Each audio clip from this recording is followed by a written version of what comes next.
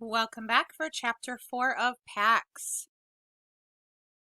Pax is written by Sarah Pennypacker and illustrated by John Klassen.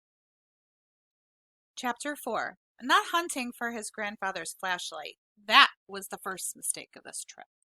The moon had lit Peter's way for maybe 2 hours before it had drowned beneath the thick clouds. He'd stumbled along in the dark for another hour before giving up. He'd slit open the sides of a garbage bag to make a long mat and cut the other to wear as a poncho against the cold mist, and slept beside a culvert, his mitt for a pillow. Actually, slept was a wild overstatement, and when the first low sun rays stabbed his eyelids, he awakened cold and wet from whatever dozing he had managed. His first thoughts were of Pax. Where was he this morning?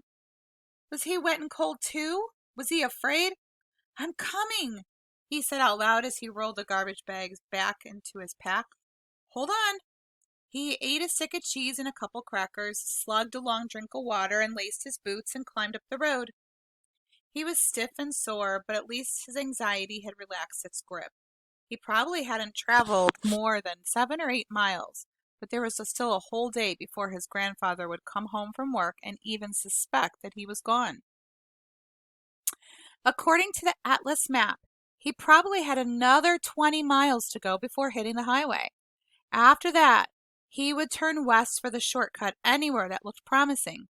He'd sleep deep in the woods tonight, out of civilization, the riskiest part of his trip behind him. He wished he'd paid more attention as he'd driven with his father the day before. Mistake number 2.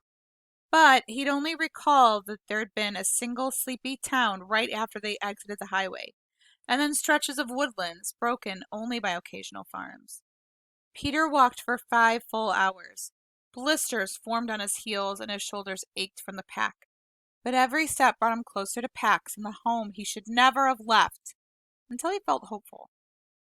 Until a little after noon, when he hit a cluster of buildings that passed for a town square. Immediately, it seemed every person he passed was eyeing him suspiciously, wondering why he wasn't in the school he'd noticed a little while back. When a woman dragging a toddler stopped to stare outright, Peter pretended to study the window display at the hardware store beside him. In the glass he saw his reflection, and the remnants of his hopeful mood melted.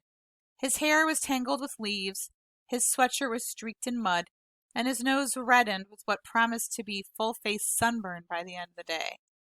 The kid in the window looked like a runaway, one who hadn't prepared very well. He sensed a woman moving on, but before he could leave, a shadow loomed over his shoulder. "Need something, young man?" Peter looked up. A man in a blue jacket, emblazoned with the store logo, stood in the doorway smoking. His arms were crossed over a sagging belly, and his hair was thinning gray. But something about the way he was peering down his nose reminded Peter of a hawk he'd once seen searching for prey from the top of a cedar. He pointed it to the window. Peter looked back at the display, seed packets and gardening tools. "Oh, no, I was just... Hey, do you guys sell flashlights?" The man cocked his head and eyed Peter while he took a drag on his cigarette. And again Peter was reminded of the hawk. Finally he nodded. "Aisle 7. No school today." "Lunch break. Gotta hurry back." The man stubbed out his cigarette and followed him inside, hovering nearby while Peter chose the cheapest flashlight on the rack and a pack of double A's. Even shadowed him as he checked out. Outside, Peter let out the breath he hadn't known he'd been holding. He wedged everything into his pack and headed for the intersection. "Hey, kid!" Peter froze. The man had followed him outside, and he yanked a thumb over his shoulder. "School's that way."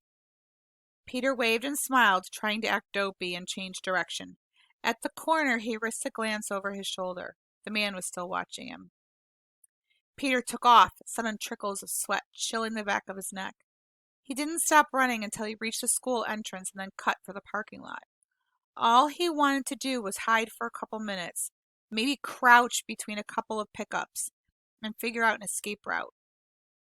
But beyond the parking lot and the utility buildings he saw something a whole lot more appealing.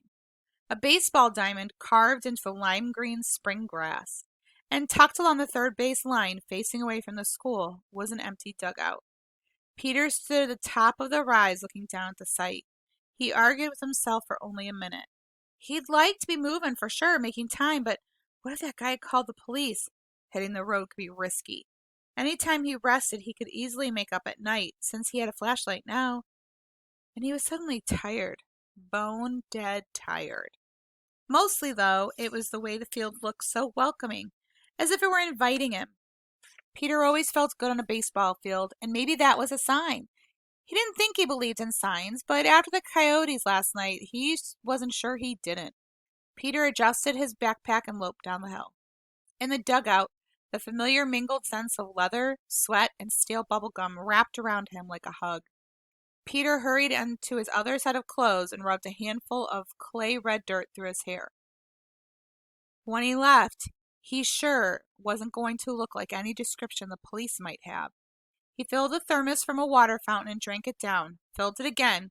As he wriggled under the bench, he smiled, realizing that Pax would have chosen the same spot, protected but with a good vantage point, as if he wanted a rest. An hour, that was all, and then he cut behind the school and picked up the road again. Enough time that if the police had been called, they'd lose interest. He arranged a baseball glove and lowered his head. Just an hour, he murmured. I won't even close my eyes. And that's the end of chapter 4. I hope you enjoyed it.